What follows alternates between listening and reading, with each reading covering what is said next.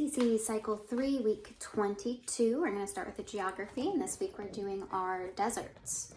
So we're going to start over here in the west. We're doing the blue Mojave Desert. Red is Sonoran Desert. Orange is Colorado Desert. Purple, Painted Desert. And brown is Great Salt Lake Desert. So Mojave, Sonoran, Colorado, Painted, Great Salt Lake. We're going to sing these to the Kids Bop version of Bang Bang Bang. Mojave, Sonoran, Colorado Desert, Painted, Great Salt Lake Desert.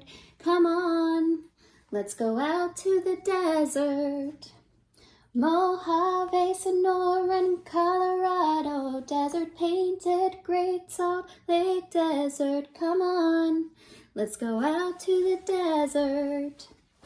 All right, coming on over to our science. We're doing what does the theory of intelligent design rely on? The theory of intelligent design relies on the belief that life began as a result of intention and purpose.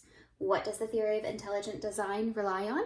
It relies on the belief that the life began as a result of intention and purpose. We're going to sing this one just like last week. We're going to sing this. The theory of intelligent design relies on the belief that life began as a result of intention and purpose. The theory of intelligent design. The theory of intelligent design relies on the belief that life began as a result of intention and purpose. Theory of intelligent design. All right, up here to our history sentence. We'll tell you about September 11th, 2001. On September 11th, 2001, terrorists hijacked 4 airplanes. They flew 2 into the World Trade Center in New York City, 1 into the Pentagon in Washington, D.C., and the 4th plane they crashed into a Pennsylvania field. Tell me about September 11th, 2001. On September 11th, 2001, terrorists hijacked 4 airplanes. They flew 2 into the World Trade Center in New York City, 1 into the Pentagon in Washington, D.C., and the 4th plane crashed into a Pennsylvania field. So we're going to do the same hand motion we had for our timeline, which is September 11th, 2001. It's 2 fingers up. These are representing the Twin Towers and the number 11, September 11th, and then we're going to have them fall. So September 11th, 2001. For terrorists hijacked, you're going to kind of like you're grabbing something and pulling it. That's hijacked. Terrorists hijacked 4 airplanes. So we'll hold up 4 fingers. They flew 2. So we'll hold up 2 into the the World Trade Center, which is going to look like this for New York City. It's like the Statue of Liberty. So they flew 2 into the World Trade Center in New York City, and 1 into the Pentagon. We're going to draw a pentagon with our fingers. It's 5 sides.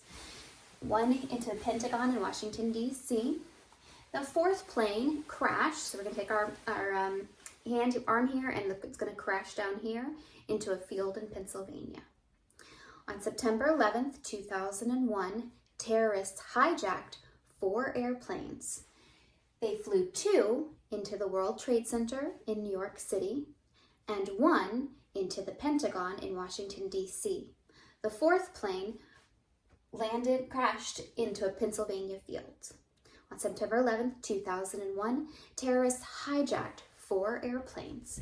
They flew 2 into the World Trade Center in New York City and flew 1 into the Pentagon in Washington, D.C.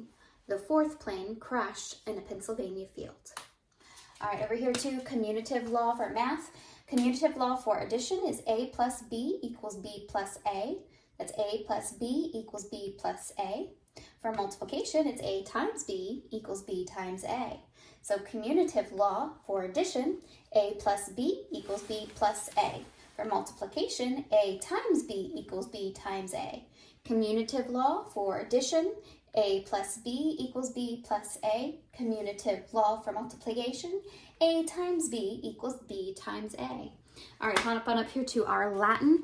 Still continuing our John 1 Latin. This week we have hic venit in testimonium. Hic venit in testimonium, which means this man came for a witness. This man came for a witness. Hic venit in testimonium. This man came for a witness. Hic venit in testimonium. This man came for a witness. All right, next we have our English. We have sentence parts, phrase. We're going to go, well, let's sing it first. Phrase is a group of words that does not contain a subject and a verb and may not be used as a single part of speech. What is this phrase? A phrase is a group of words that does not contain a subject and a verb, and it may not be used as a single part of speech. So we are going to sing this to the same one we did with our other sentence parts a few weeks ago. A phrase is a group of words that does not contain a subject and a verb and may not be used as a single part of speech. A phrase is a group of words that does not contain a subject and a verb and may not be used as a single part of speech. Awesome. Timeline, we have North Atlantic Treaty Organization, the Korean War, Martin Luther King Jr. and the Civil Rights Movement, Jim and Elizabeth Elliot, missionaries to Ecuador, the Antarctic Treaty, the Vietnam War, and U.S. astronauts walk on the moon. All right, so for North Atlantic Treaty Organization, we're going to have a peace sign up. So that's 2 fingers sticking up, that's peace. All right, so the North Atlantic Treaty Organization. Then you're going to flip it sideways and put your thumb in the middle. That's K for the Korean War. Then we're going to just kind of move it again because we're going to do Dr. Martin Luther King Jr. and the Civil Rights Movement. We've used this in our history sentence before, so we're going to move the Civil Rights Movement. Then for Jim and Elizabeth Elliot, we're going to fly our airplane. So Jim and Elizabeth Elliot, missionaries to Ecuador. For Antarctic Treaty, they're going to be walking on Antarctica, so let's walk our fingers. For Vietnam War, take those fingers, flip them up to a V. V for Vietnam War. And finally, U.S. astronauts walk on the moon. We used this last week in our history sentence, so walk on the moon. All right, so we have the North Atlantic Treaty Organization, the Korean War, Dr. Martin Luther King Jr. and the Civil Rights Movement, Jim and Elizabeth Elliot, missionaries to Ecuador, the Antarctic Treaty, the Vietnam War, U.S. astronauts walk on the moon. See you next week.